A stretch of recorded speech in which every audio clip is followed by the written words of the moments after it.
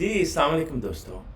آج سے الحمدللہ رمضان المبارک کا مہینہ بھی شروع ہو رہا ہے اور ہم رمضان میں دو کام کریں گے.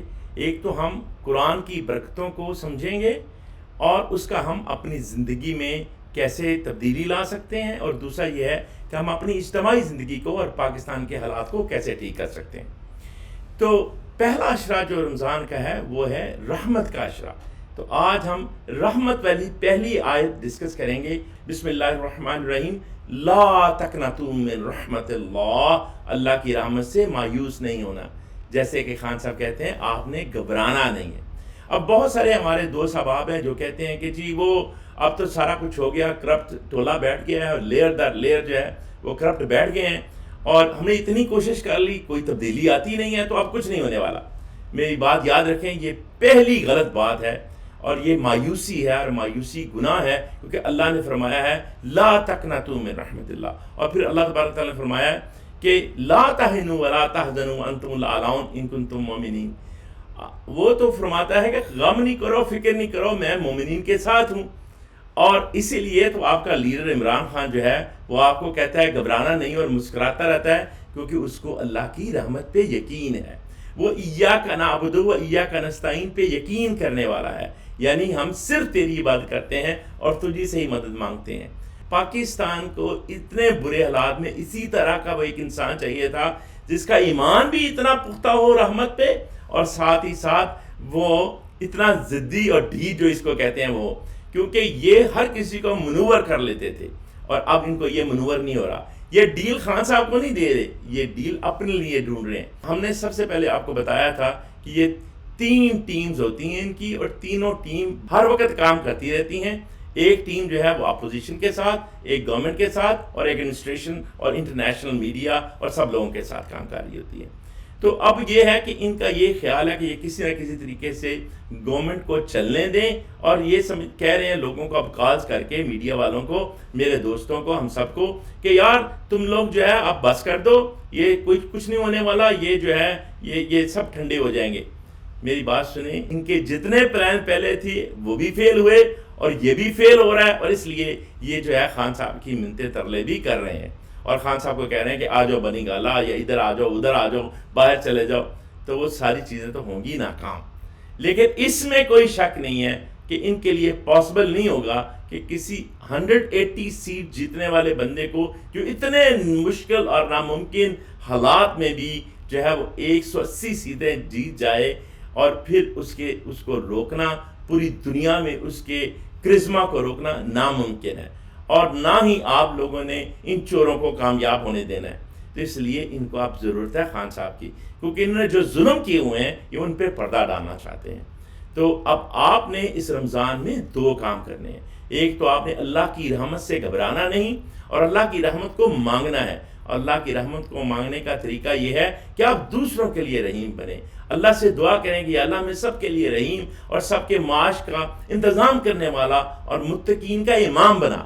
کیونکہ اللہ تبارک و تعالیٰ فرماتے ہیں قرآن میں کہ یہ دعا مانگو کہ مجھے متقین کا امام بنا. اور دوسری بات آپ نے یہ کرنی ہے کہ آپ نے جو کام آپ نے شروع کیا تھا، یہ جو IMF کو لیٹرز لکھ رہے تھے، پوری دنیا کو آپ نے انگیج کیا ہوا تھا، پورے میڈیا کو انگیج کیا ہوا تھا، آپ نے اور بھی زور شور سے ان کو انگیج کرنا ہے.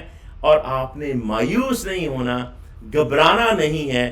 اور آپ دیکھیں گے کہ بہت جلد انشاءاللہ خان صاحب بھی باہر ہوں گے، اور ان لوگوں کا دھڑن تختہ بھی ہوگا، اور عاصم منیر صاحب فائنلی اتنی بری حالات میں نکلیں گے کہ آپ کو اندازہ نہیں ہے. لیکن آپ یاد رکھیں، جس دن پاکستان کو آزادی مل گئی اس دن پوری دنیا کے لیے مسلمانوں کی عزت اور احترام بدل جائے گی.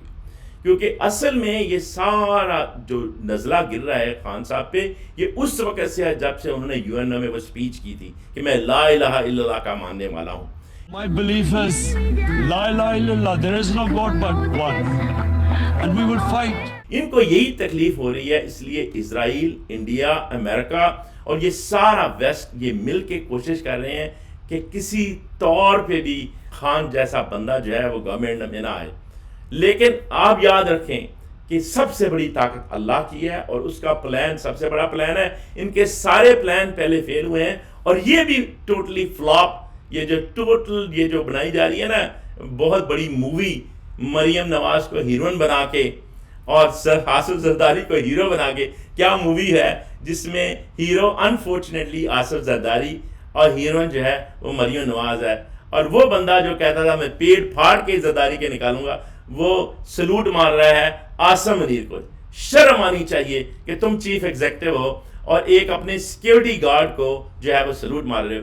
اس میں اس کی بےزتی نہیں ہے کیونکہ اس کی تو کوئی عزت ہی نہیں ہے، اور اسی لیے اس کو ہائر کیا گیا ہے کہ سب سے زیادہ، یہ امریکہ کا میڈیا پڑھ لیں آپ کہیں بھی دیکھ لیں، سب سے زیادہ بوٹ پالا جو خان صاحب کہتے ہیں نا وہ یہی شخص کرتا ہے۔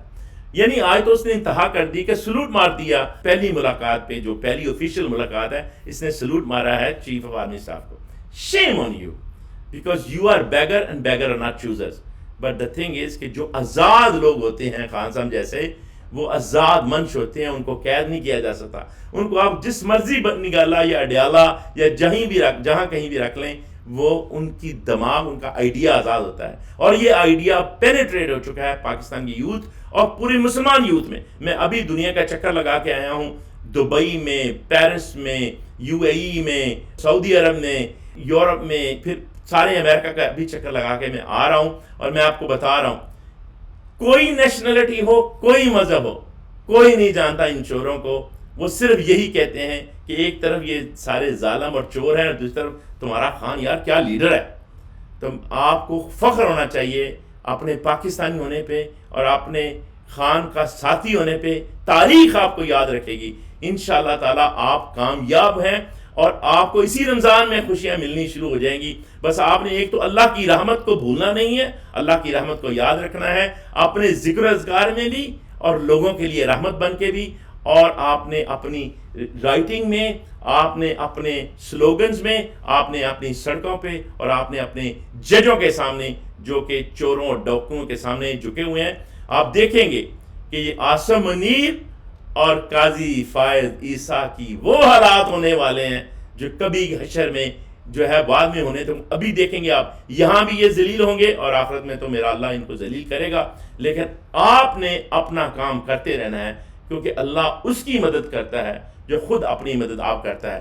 خدا نے آج تک اس قوم کی حالت نہیں بدلی، نہ ہو جس کو خیال اپنی حالت بدلنے کا۔